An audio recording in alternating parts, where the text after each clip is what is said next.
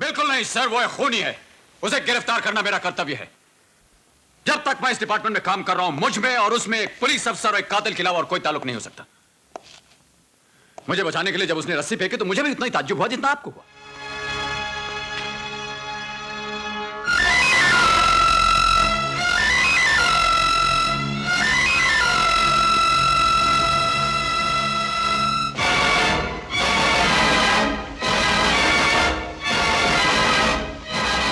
Father, please sit down. Thank you. Father, ये case inspector विजय संभाल रहे हैं। He is a very sincere officer. हम सबको इन पर पूरा विश्वास है। आप सब कुछ इन्हें बता सकते थे। चाहता तो मैं भी यही था कि मुजरिम के बारे में इन्हें सब कुछ मालूम हो जाए, लेकिन बाद में मैंने सोचा कि मैं खुद आकर आपको बता दूं।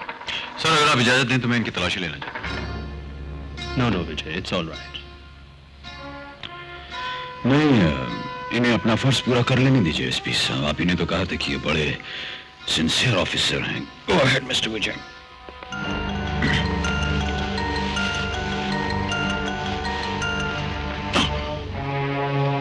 ये पट्टी कैसी फादर? एक पुराना घाव है, अभी तक भरा नहीं। किसी स्पेशलिस्ट को नहीं दिखाते? 3 स्पेशलिस्ट मेरे दिमाग में हैं। आज बड़ी मुश्किल से पहले स्पेशलिस्ट से अपॉइंटमेंट मिली है। Thank you father. Excuse sir, सुबह डीआईजी साहब के ऑफिस से एक फाइल आई थी। ये आपने देख ली? हाँ, देखिए। Thank you sir. हाँ, आप बताइए फादर, ये मुजरिम कौन है? वो किन 3 लोगों को मारना चाहता है? किस जगह पर मारना चाहता है और क्यों मारना चाहता है? साहब, सुनाने में बहुत वक्त लगेगा, इसलिए उस मुजरिम के बारे में सारी बातें मैंने इस कागज पे लिख दी हैं। आप इसे पढ़ लीजिए।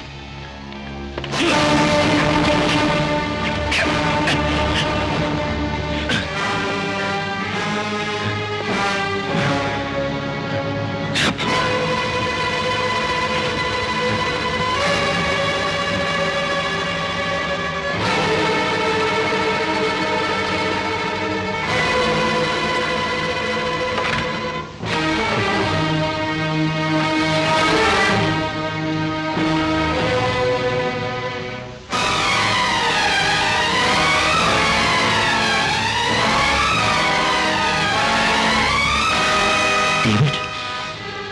हाँ, वही डेविड, जिसकी खूबसूरत बीवी थी, एक फूल सा बच्चा था, एक छोटा सा घर था।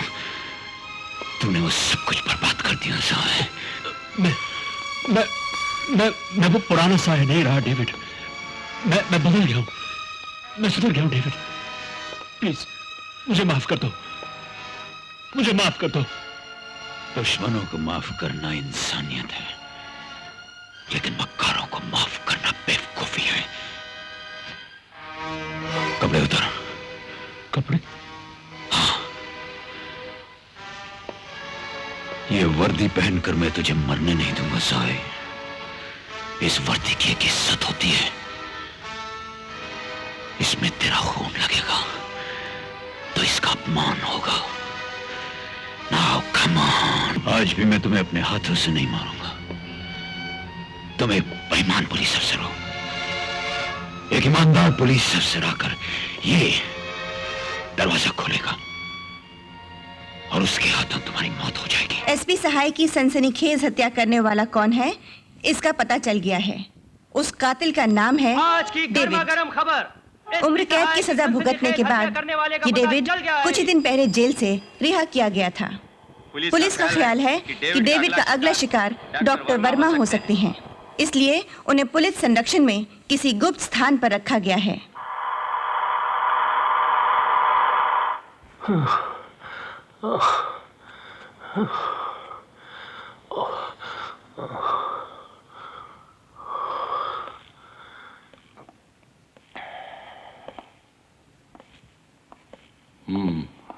क्यों जय, क्या हुआ इन्हें?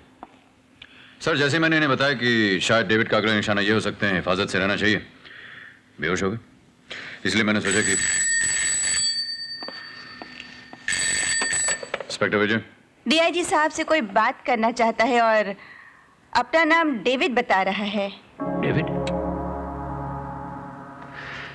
सर वो डेविड आपसे बात करना चाहता है। वो खूनी। मैं बात करूं सर? ओके। हाँ इंस्पेक्टर पांडे। Yes sir. इस कॉल को ट्रेस करो, पता करो ये कहां से है। Okay sir.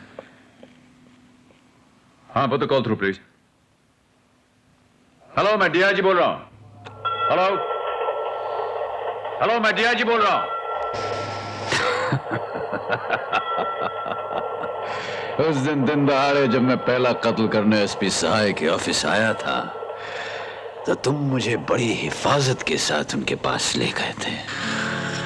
उस शकलमंदी के लिए डिपार्टमेंट ने तुम्हें इतनी जल्दी डीआईजी बना दिया मिस्टर विजय।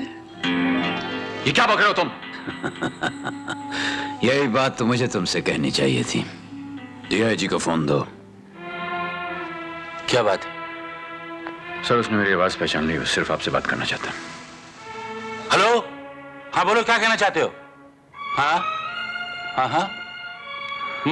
कॉल ट्रेस करने के लिए तो मैंने इंस्पेक्टर पांडे को भेज दिया, लेकिन अभी भी जब मैं फोन पर बात कर रहा था तो मुझे लोकल ट्रेन और गिरजे के घंटे की आवाजें सुनाई दी। आप ऐसा कीजिए, अपने आदमी को लेकर के रेलवे लाइन के आसपास जितने भी गिरजे घर हैं वहां उसकी तलाश कीजिए। Okay sir. Shut up! Police तुम्हारे ब्लैकमेल से डरने वाली नहीं है। तुमने चाहे किसे भी पकड़ रखा हो, हमें कोई परवाह नहीं। हाँ, इतनी जल्दी फैसला मत कीजिए डीआईजी साहब। पहले ये तो जान लीजिए कि हमारे कब्जे में कौन है, उसके बाद सौदा करेंगे। Hello,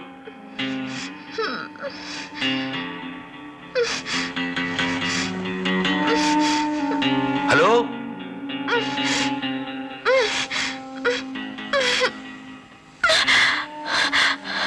hello daddy. विनीता, तुम ठीक तो हो विनीता? डैडी मुझे बचा लीजिए। मुझे मालूम नहीं मैं कहाँ हूँ।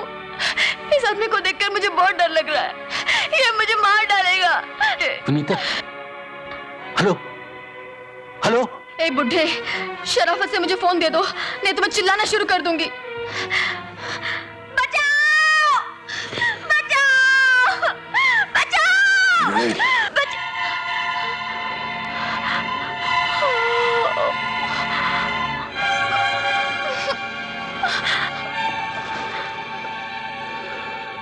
दवाई मत डीआईजी साहब, सिर्फ चाकू दिखाया था इसीलिए आवाज बंद हो गई।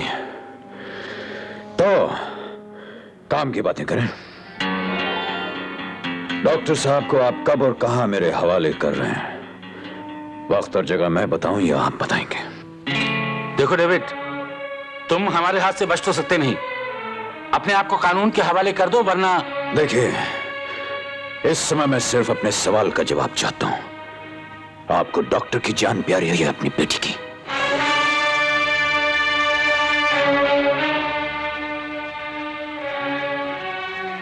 पुलिस वाले रिश्ते, नाते, प्यार, ममता की परवाह नहीं करते डेविड। अगर मेरी बेटी को कुछ हो गया ना, तो मैं समझूंगा कि यह मेरी बदकिस्मती है, लेकिन डॉक्टर को तुम्हारे हवाले हरगिज नहीं करूंगा। सर एक नो, तुम जो करना चाहो कर सकते हो।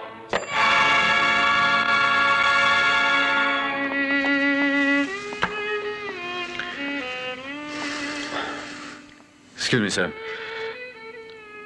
आपने थोड़ी सी जल्दबाजी कर दी सर। हमें एक चांस लेना चाहिए था सर। ये तो मालूम कर लेना चाहिए था कि वो डॉक्टर को किस जगह ले जाने के लिए कहने वाला है। आई एम श्योर कि कोई ना कोई रास्ता निकल सकता था sir. Come on now Vijay, don't be a फूल।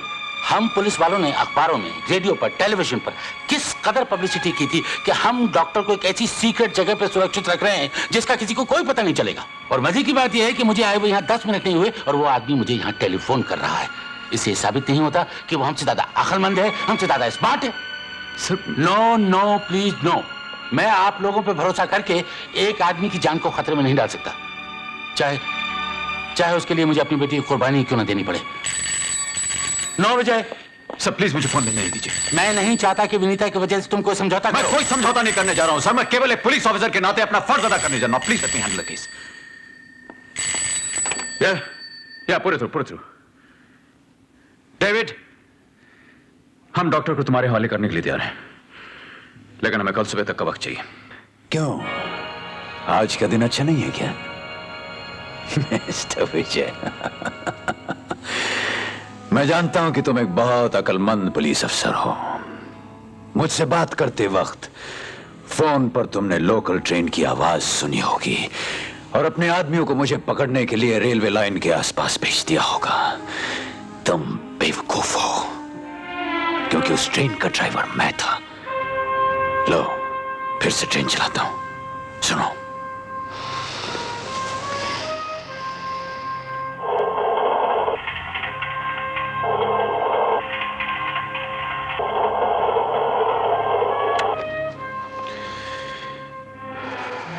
सुन लिया? अब एक और बात सुन लो। आज रात को 12 बजे के अंदर अंदर तुमने डॉक्टर को जहां भी छुपा रखा है, तुम्हारी मौजूदगी में मैं उसका खून करूंगा। तुमसे हो सके तो उसे बचा लेना। सर, आपके कहते ही चर्च गेट से विरार तक, वीटी से कल्याण तक उसे तलाश करने के लिए रेलवे लाइन के आसपास मैंने अपने आदमी भेज दिए हैं। वो 1-2 घंटे में जरूर पकड़ा जाएगा। डेफिनेटली पकड़ा जाएगा साहब।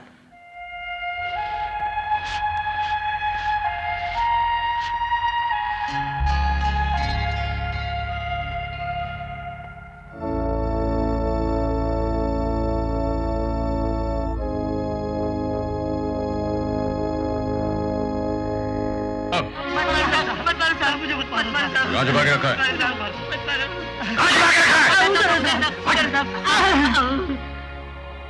Come on, hurry up, hurry up!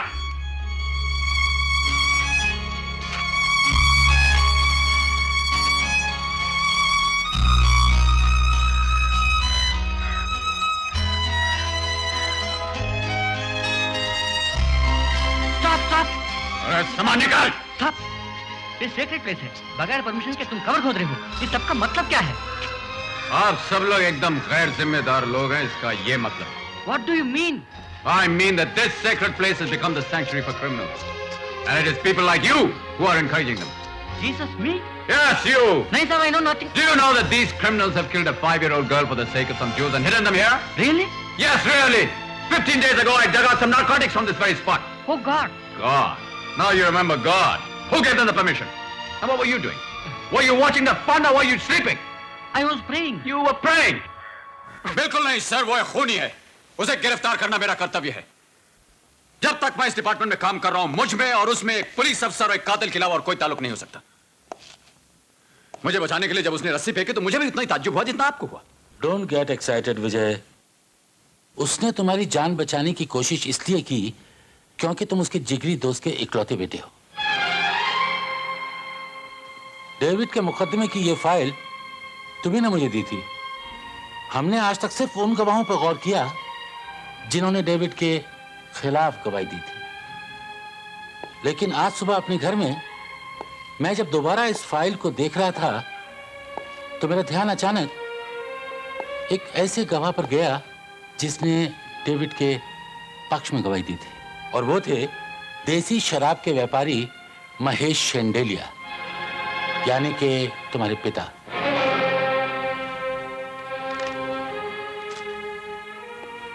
एक बात और, जेल से निकलते ही डेविड ने तुम्हारे पिता के बारे में पूछताछ की, उन्हें ढूंढ निकाला और उनसे जाकर तुम्हारे घर में मिला। एक रिटायर्ड तहसीलदार इस बात का चश्मदीद गवाह है।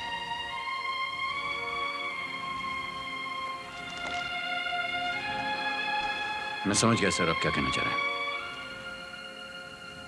I'm going to keep an eye on him. सुनो विजय, ये ना भूलना कि तुम अपने पिता पर नहीं, महेश शेंडेलिया पर नजर रखोगे। Yes, sir.